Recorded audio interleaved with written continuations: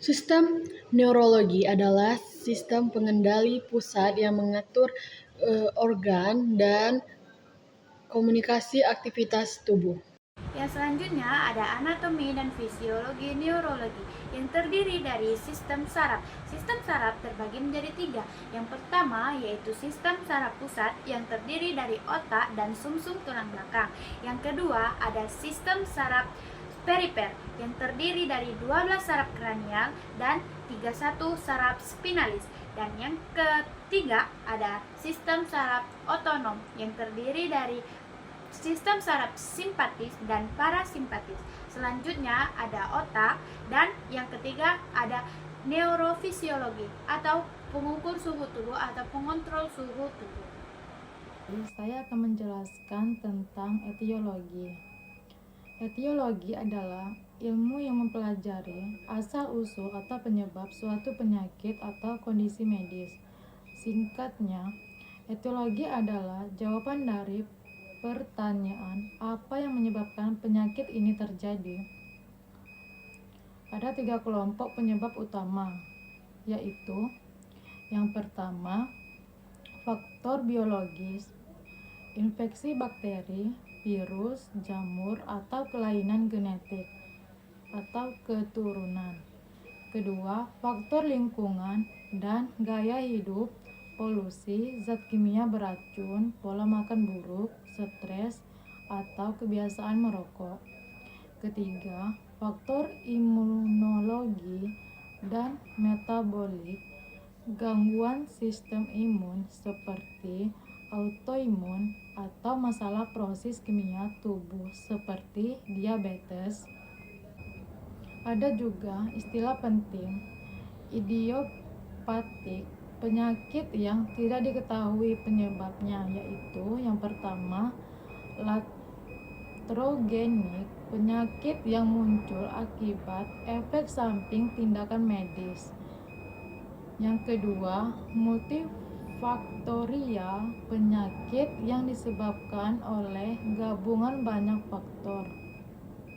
Mengapa penting mengetahui etiologi? Membantu dokter memberikan pengobatan yang tepat sasaran. Mengobati akar masalah, bukan cuma gejalanya, dan menyusun langkah pencegahan yang efektif. Kelompok 1, patofisiologi kejang demam. Infeksi memicu pelepasan sitokin yang meningkatkan PGE2 di hipotalamus sehingga terjadi demam. Kenaikan suhu meningkatkan eksitabilitas neuron pada anak dengan ambang kejang rendah. Terjadi pelepasan impuls listrik berlebihan di korteks cerebri yang menyebabkan kejang. Pemeriksaan penunjang pada penyakit neurologis. Yang pertama itu pemeriksaan laboratorium, yang kedua pemeriksaan fungsi lumbal, yang ketiga pemeriksaan elektrosepalografi atau EEG, yang keempat itu pemeriksaan pencitraan seperti CT scan. Baiklah, di sini saya akan menjelaskan tentang penata laksanaan. Yang pertama yaitu penata laksanaan pada saat anak kejang. Apa sih yang harus dilakukan? Yang harus dilakukan yaitu yang pertama, jangan posisikan anak miring untuk mencegah aspirasi. Yang kedua yaitu berikan oksigen pada anak 2-4 ml. Yang ketiga yaitu yang harus dilakukan pasang intravena pada anak jika belum terpasang. Yang keempat yaitu jangan memasukkan benda ke dalam mulut. Dan yang kelima yaitu memberikan antikonsultan linen pertama pada anak. Yang keenam yaitu jika kejang lebih dari 5 menit yaitu berikan diazepam. Dan yang ketujuh, jika panas anak belum juga turun maka berikan paracetamol. Lanjut, yang kedua yaitu penata laksanaan setelah kejang. Yang pertama, cari dan atasi apa sih penyebab anak tersebut kejang, atau dari bakteri atau dari yang lainnya. Yang kedua yaitu antipiretik ataupun memberikan paracetamol oral 10-15 mg per kilogram BB setiap 4-6 jam. Yang ketiga yaitu profilikasi intermiten atau diazepam oral 0-3 mg per kilogram BB per hari dibagi 3 dosis selama demam. Yang keempat yaitu riwayat inap untuk observasi minimal 24 jam. Lanjut yang ketiga yaitu terapi profilaksis jangka panjang dengan indikasi yang pertama kejang demam kompleks dengan resiko tinggi, yang kedua epilepsi yang dipicu oleh demam, yang ketiga yaitu gangguan neurologis sebelumnya, yang terakhir yaitu obat yang digunakan asam valproat 15-40 mg per kilogram BB per hari atau fenobarbital 3-4 mg per kilogram dengan setiap hari. Yang terakhir, yang keempat yaitu edukasi keluarga. Yang pertama menjelaskan tentang kejang, demam, dan prognosis yang umumnya baik. Yang kedua yaitu mengajarkan pertolongan pertama saat anak kejang. Yang ketiga yaitu mengajarkan pemberian diazepam rektal di rumah.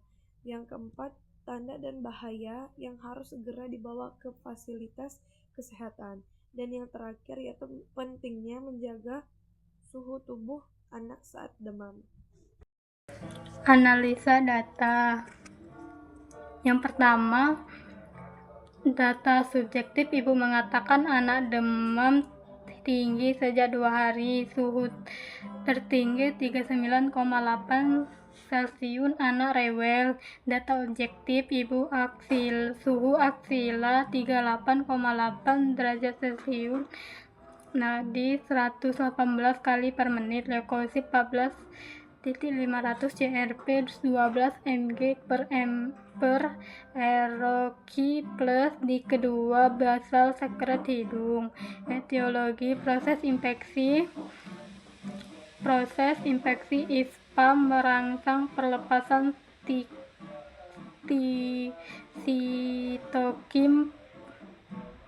sitokin, peningkatan set point hipotalamus, masalah keperawatan hipertermia. Yang kedua, data subjektif, ibu mengatakan anak mengalami kejang PM 3 menit, mata mendelik, seluruh tubuh bergerak. Ini kejang kedua sepanjang hidup anak. Data objektif, riwayat kejang demam suhu 38,8 derajat Celcius, demam masih berlangsung, anak tampak lemah. Etiologi hipertermia yang tidak terkontrol, penurunan ambang kejang, resiko kejang, resiko cedera. 3. Data subjektif, ibu mengatakan anak batuk, berdahak, dan pilek sejak 3 hari. Data objektif, sekret mukopulen pada hidung, roki basah halus, bilateral RR 28 kali per menit, SpO 2,97%. Etiologinya penumpukan sekret, bersihan napas tidak efektif, masalah keperawatan D.001, bersihan jalan napas tidak efektif. Yang keempat, data subjektif, ibu mengatakan sangat takut karena anak kejang, merasa tidak tahu harus berbuat apa. Ibu tampak tegang, berulang kali menangis. Data objektif, ibu tampak gelisah, kontak mata berkurang, wajah tegang, berulang kali bertanya kondisi anaknya. Etiologi kejang pada anak, orang tua tidak siap ansietas, tidak tahu cara menangani anak saat kejang di rumah, tidak punya diazepam rektal. Data objektif, ibu tidak dapat menjelaskan pertolongan pertama kejang pertama kali ke rumah sakit karena kejang pengalaman terbatas. Etiologi kurang paparan informasi tentang kejang, demam, dan penatalaksanaan, defisit pengetahuan orang tua. Diagnosis keperawatan berdasarkan prioritas 1. Hipertermia D0130 berhubungan dengan proses infeksi atau ISPA dibuktikan dengan suhu aksila 38,8 Celcius nadi 118 kali per menit kejang. 2. Risiko cedera D0136 dibuktikan dengan riwayat kejang demam berulang, suhu tubuh masih tinggi dan demam yang belum teratasi. 3. Bersihan jalan napas tidak efektif D0001 berhubungan dengan mucopurulent pada hidung dan rongki bilateral. 4. Antusitas orang tua D0080 berhubungan dengan krisis situasional dibuktikan dengan ibu tampak gelisah, tegang, dan menangis. 5. Defisit pengetahuan orang tua D0111 tentang penatalaksanaan kejang demam dibuktikan dengan ibu tidak mampu menjelaskan pertolongan pertama kejang. Diagnosis keperawatan yang ditegakkan pada kasus ini sesuai dengan kondisi klinis pasien dan didukung data pengkajian yang komprehensif. Hipertermia sebagai diagnosis prioritas pertama tepat merupakan akar masalah yang memicu terjadinya kejang. Hal ini sesuai dengan konsep bahwa pengendalian demam merupakan langkah utama dalam penatalaksanaan kejang demam.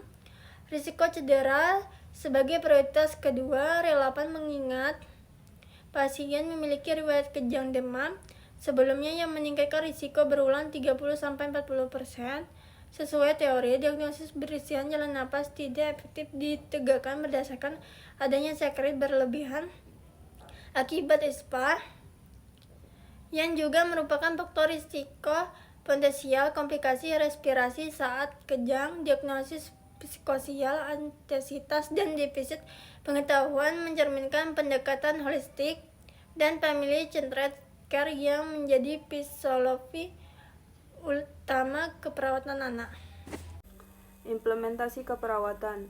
Implementasi keperawatan difokuskan pada penanganan hipotermia, menjaga jalan napas tetap efektif, mencegah cedera akibat kejang, mengurangi ansietas orang tua, serta meningkatkan pengetahuan keluarga. Tindakan yang dilakukan meliputi pemantauan tanda-tanda vital, pemberian antipiretik, kompres air hangat, serta nebulisasi, pemasangan pengaman tempat tidur, persiapan diazepam rektal, komunikasi terapeutik, dan edukasi mengenai penanganan kejang demam. Hasil implementasi menunjukkan kondisi anak membaik, ditandai dengan penurunan suhu tubuh menjadi normal, anak lebih aktif, dan tidak terjadi kejang selama perawatan, serta orang tua mampu memahami dan mendemonstrasikan kembali penanganan kejang demam melalui metode Teichbeck. Lanjut ke evaluasi. Yang pertama, hipertermia. Suhu tubuh kembali normal, tidak ada kejang terulang, tujuan tercapai. Yang kedua, risiko cedera. Selama perawatan, tidak terjadi cedera maupun kejang berulang, tujuan tercapai. Ketiga, bersihan jalan napas. Batuk dan sekret berkurang, pernapasan membaik, dan dipantau hingga infeksi sembuh. Yang keempat, ansietas orang tua. Orang tua lebih tenang dan memahami kondisi anak, tujuan tercapai. Yang selanjutnya, defisit pengetahuan. Orang tua mampu menjelaskan serta mempraktikkan pertolongan pertama saat kejang, tujuan tercapai. Selanjutnya adalah kesimpulan dari kelompok 1. Kejang demam merupakan gangguan neurologis yang sering terjadi pada anak usia 6 bulan sampai 5 tahun akibat demam tinggi. Penanganan yang tepat meliputi pengkajian menyeluruh, penerapan diagnosis keperawatan, pengendalian demam, pencegahan cedera, serta edukasi kepada orang tua dengan asuhan keperawatan yang tepat. Prognosis kejang demam sederhana umumnya baik dan anak dapat pulih tanpa gangguan neurologis permanen.